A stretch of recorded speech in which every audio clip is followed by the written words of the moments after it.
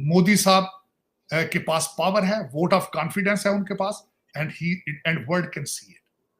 वो दुनिया को दिखा रहे हैं। Canada's Justin Trudeau has landed in fresh trouble with his own party members, asking him to step down as Prime Minister, issuing him a deadline of 28th of October. Bharat ने थप्पड़ मारा है, जवाब दे दिया कि डोंट यू डेयर हमारे साथ पंगा लेने की कोशिश न करना।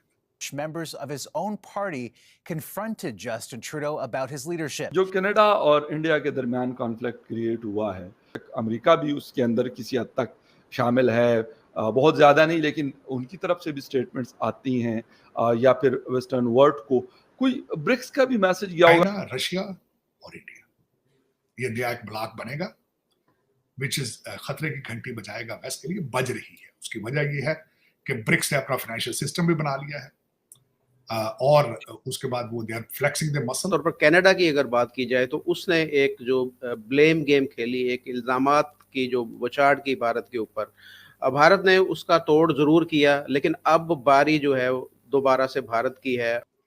तो चीमा साहब, इस पे नई ग्रुपिंग आ रही है, इस पे पाकिस्तान का आस्ते हुए मिल रहे हैं। तो कहा जा रहा है कि वेस्टर्न वर्ल्ड के लिए एक बड़ा जैसे वो थ्रेट फील कर रहे हैं, और कई कंट्रीज इस वक्त लाइन में, जिस आपने खुद फरमाया है कि पाकिस्तान भी उस लाइन में है कि ब्रिक्स का मेंबर बनना चाहेगा, लेकिन बनेगा किस तरह, वो जहां से कोई पैसे की कमिटमेंट आएगी उनके साथ।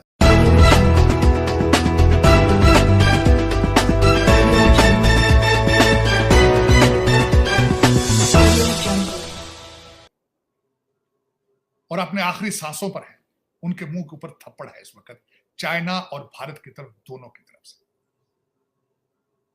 और क्या ये इकट्ठे हो पाएंगे? क्या they have a will to do anything to stop it? Can they? ये बहुत बड़ा सवाल है।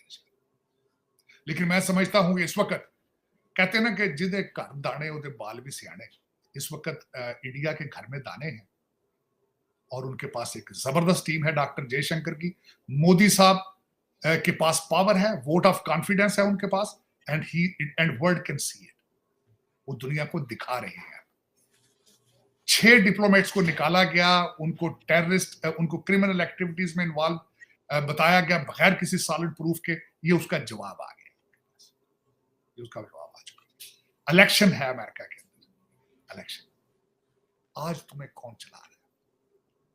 आज अमेरिका के फैसले कौन कर रहा है? ये क्वेश्चन मार्क है।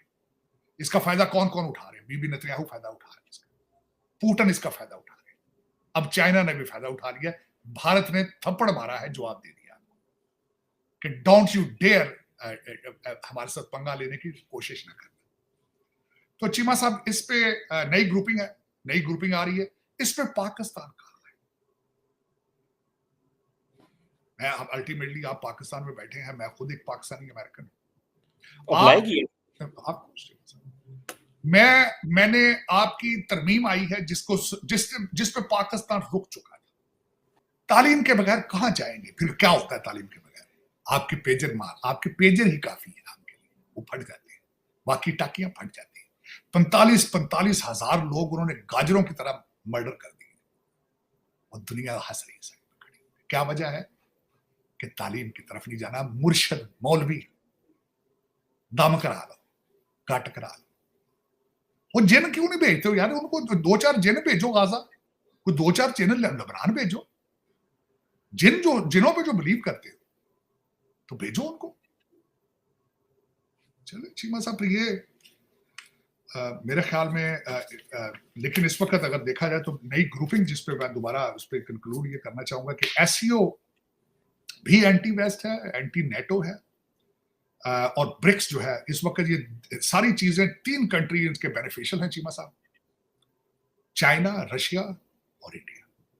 ये नया एक ब्लॉक बनेगा विच इज खतरे की घंटी बजाएगा वेस्ट के लिए, बज रही है। उसकी वजह ये है कि ब्रिक्स ने अपना फाइनेंशियल सिस्टम भी बना लिया है, और उसके बाद वो they are flexing the muscles, और कई कंट्रीज इस वक्त लाइन में, जिस आपने खुद फरमाया है कि पाकिस्तान भी उस लाइन में है कि ब्रिक्स का मेंबर बनना चाहेगा, लेकिन बनेगा किस तरह, वो जहां से कोई पैसे की कमिटमेंट आएगी उनके साथ चलेगा। IMF के अगर दे आर चाइना, जब मैं हमेशा एक लफ्ज इस्तेमाल करता था कि अगर चाइना और भारत की सुलह हो गई फिर आप कहाँ जाएंगे?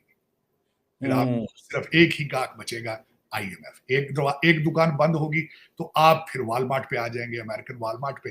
तो अब IMF पहले आपका बजट भी बनाता है, फॉरेन पॉलिसी भी बनाता है, लेकिन क्या अमेरिका आपको अफोर्ड कर पाएगा? क्या अमेरिका वहां पे उस स्ट्रेटजी, अब अमेरिका को नया पार्टनर ढूंढना पड़ेगा उस रीजन के अंदर, और इस वक्त ईरान के हालात की वजह से आप हैं उनके कस्टमर, इसमें कोई शक नहीं है, लेकिन क्या अमेरिका जो है अफोर्ड कर पाएगा आपको? क्या आप उसको डिलीवर कर पाएंगे? क्या आप चाइना से टक्कर लेने की सलाहियत रखते हैं? क्या आप उनका अमेरिकन इंटरेस्ट को उस रीजन में किस किस हद तक उसको प्रोटेक्ट कर सकते हैं? ये बहुत बड़ा सवालिया निशान है, लेकिन अब आपके पास सिर्फ चॉइस अमेरिका रह चुका है। डॉक्टर साहब, ये तो बिल्कुल सही हो गया, लेकिन ये जो शी जिनपिंग और मोदी साहब की मुलाकात है, वो इसको जारी बात है बड़ा एक बड़े एंगल से देखा जा रहा है। अमेरिकन भी जारी बात है इसमें परेशान नज़र आ रहे हैं, और उनको ये है कि अगर चाइना के ही मसले ख़त्म हो गए तो हम वो किधर जाएंगे, ये एक सवाल तो इस वक्त है।